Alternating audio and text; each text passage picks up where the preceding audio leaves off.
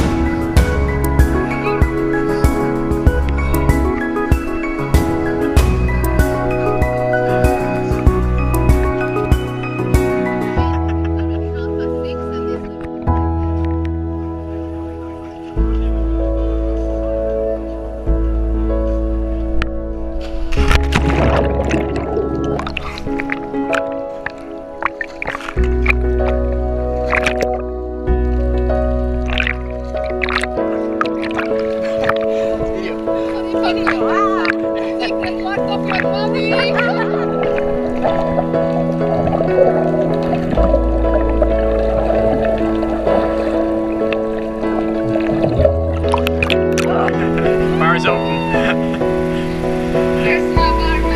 This can be like an old school horror movie, you know, when it's super through this comedy again. No, I can't say that. The guys are just hiding.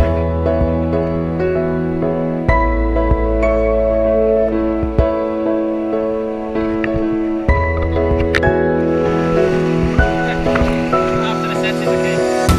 Next one.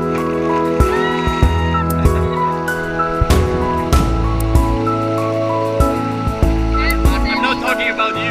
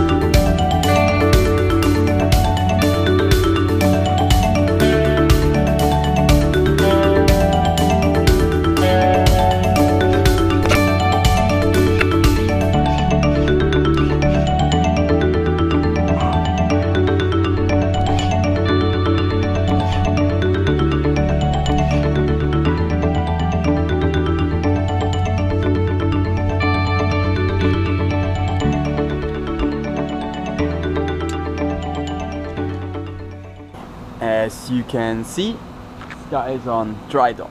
We are already almost 3 weeks here and work is almost done. I will show you a little bit.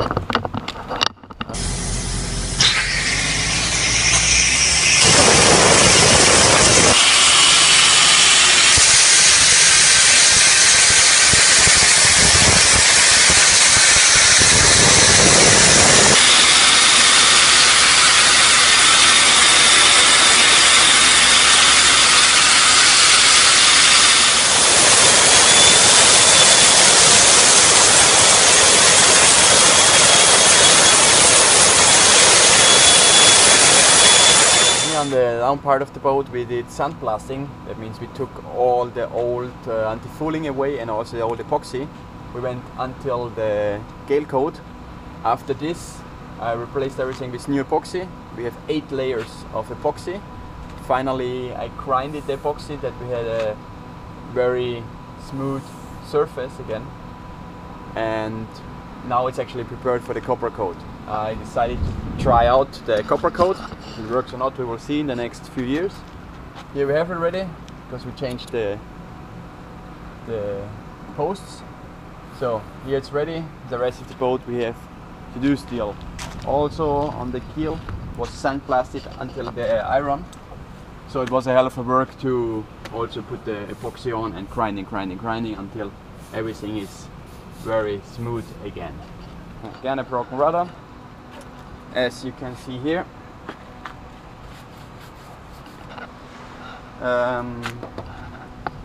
Yeah, I did a emergency repair on this rudder, only that we can get the boat back into the water, because the new rudder takes 6 weeks until we have it here in the island. So nobody will pay 2 months in the dry dock here with the boat. So I ordered the new rudder. 6 weeks I have to put on the old one to go back into the water. When the new rudder is here, we take the boat out again, change the rudder, and we are actually ready for the crossing. That's why we're doing this whole work, repairing Skye for our Atlantic crossing in November or December. I'll show you the mess we have inside. Also, to get on the boat you just have to climb the ladder every day and every night. So here we go. Of course everything is full with tools and dirt, but still put the shoes off because I don't have to get more dirt in. Here we are.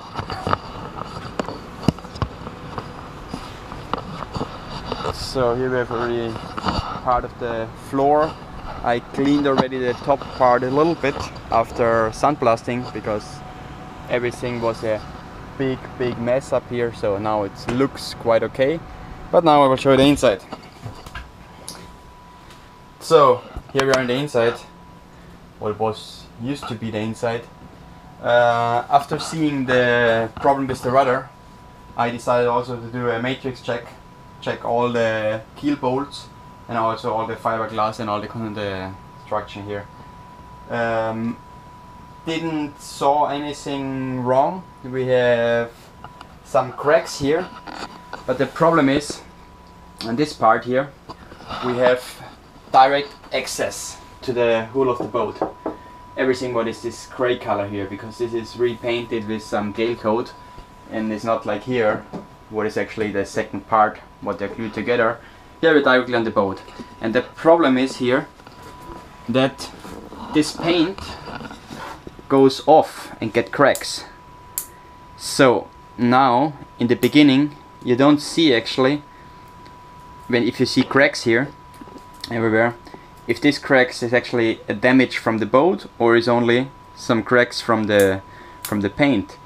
Every bolt I checked where was cracks, it's only the paint. The boat is okay under it, under the washer plates. All the bolts are like new. They are glued in also with kind of epoxy that there's no water. We have here a little bit of rust, but the rust is actually coming from the top. This is when we get some seawater in the boat during sailing, so that's why they're on top a little bit rusty, but if you take the bolts out they're actually like new, no problem at all. Yeah, I'm looking forward to put it together, all of it, because it's a bit annoying to live like this. Anyway, you can see here, back part, back bedroom, full of cushions. On the other hand, table and other wooden pieces. The kitchen, yeah, still have to work, you know, still cooking here. Most important thing is that the fridge is most time free, that you can get some cold beers. Now also on dry deck, it's a time when you can use all this crazy toxic cleaning stuff what you can actually not use when you're on water, because now everything goes out on the dry dock and not into the water. So sometimes it's very nice to have the boat out here just to do really hard cleaning with toxic stuff. So here you can see the depth sonder and the speed sensor. They're also out. We will put some new ceilings in. Last room, what is actually not really touched because I need some place to sleep. I mean, yeah, also a mess, but it's okay. Storage room, of course, is full, and I also put some more holes in the boat. That means now we have a new connection for the water maker, because first the water maker was connected to one of the front inlets, but this is actually not like it's supposed to be. It should have their own water take. And then I also put another one in here, as you can see here, a small one. Here I will connect the water foot pump. A little bit strange on this boat, because this foot pump, you can see here, was connected to the freshwater tanks. Yeah, everybody like he wants, but I prefer to have the foot pump in the kitchen with seawater. So you can wash up plates with seawater and you just rinse it with fresh water. The only reason I'm able to see why it makes sense to make a freshwater foot pump to the kitchen is if you're running out of electricity, but then anyway I have different problems than in the kitchen that I have water, or the pump for the kitchen is not working anymore. But still, I think we will find a way to get some water into the kitchen in case this pump breaks. We don't need the foot pump, or we never used it until now because everything is working. But if we would have, like we have now, seawater on this pump, we will use it every day, because the washing up you do seawater and that's it. So, small change, one more hole in the boat. Yeah, next time I think I will show you the boat in normal conditions, and then we are hopefully also ready for the crossing. So, see you all. After 1 month in Puerto Rico on dry dock, Skye was ready. We put it back into the water. Then Gemma came back from England, so we decided to move to Las Palmas with the boat because the ARC started. And it's most of the time good fun, a lot of nice people up there, a lot of party. So we said, okay, let's go to Las Palmas and join the party. There is actually already a video in YouTube, that's why I will not put anything more of this journey in. You can see it on our channel. But afterwards in Las Palmas, as Gemma was already working, like I think 2 years ago with the ARC, she got the same job again. So she was driving the shuttle van for all the people who have to move around the harbor here. And I got a little bit bored actually, sitting alone on the boat, so I had a small idea to check boats from down under, as I'm diving quite a lot. So I said, okay, let's do some boat inspections and propeller repair and stuff like this. I opened quick the company. In Spain this is very easy, you can open a company in 24 hours. And then we did some leaflets, and I said, okay, let's do a few boats and that's it. Finally I did actually quite a lot of boats, and I also learned quite a lot with cleaning and inspecting boats, because let's say 90% of the people been pretty sure that they only need cleaning on the boat. So everybody was like racing, okay, let's just clean the hull perfectly and that I get a little bit more speed. But in the end I found a lot of damages on boats, a lot of things been missing, a lot of water intakes been closed. So I learned actually a lot of it. And then I saw also a boat of old client from us, the Team Brunel. We worked with my old company actually for them last year actually. So also of course got a contract with them. I cleaned also this boat and checked it. Everything was fine. It was good fun. Money came in. Gemma was working, and the good thing was actually, as Gemma been driving the shuttle van, for me it was very easy to get my diving bottles to the shop and back to the pier without paying a taxi or something, because we sold the car already. So it was very easy. In the evening I put everything into the ARC shuttle van. We drove to the dive center, I filled up the bottles, so next day in the morning I picked them up again and everything was good. So it was actually very good teamwork. But now I show you some videos of it.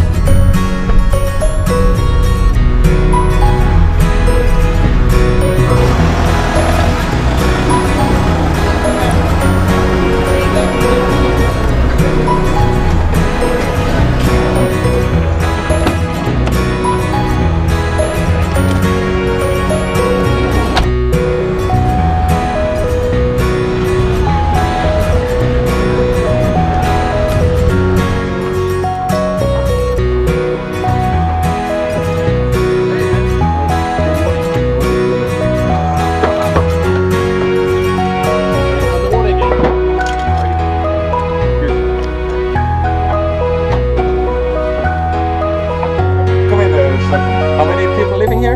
We are now with 15.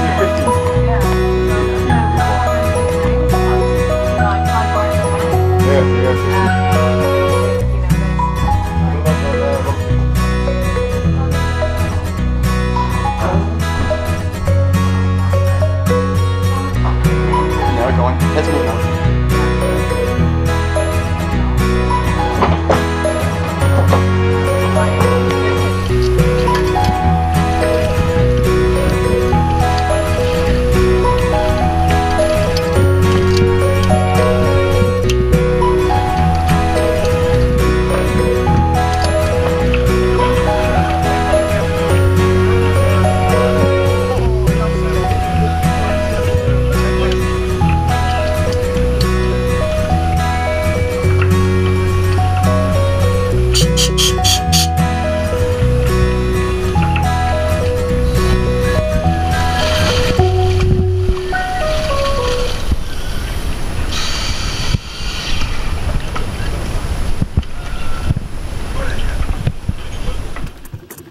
Here you see a propeller, what is actually an overdrive propeller from a race boat. This boat was 4 weeks in the harbor of Las Palmas. After 4 weeks the propeller wasn't shifting anymore, not moving anymore. So this is like supposed to look.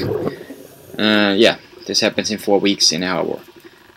Then the next thing is this boat was 4 months in the harbor. Everything was blocked, all the water intakes, and this was the front of the boat.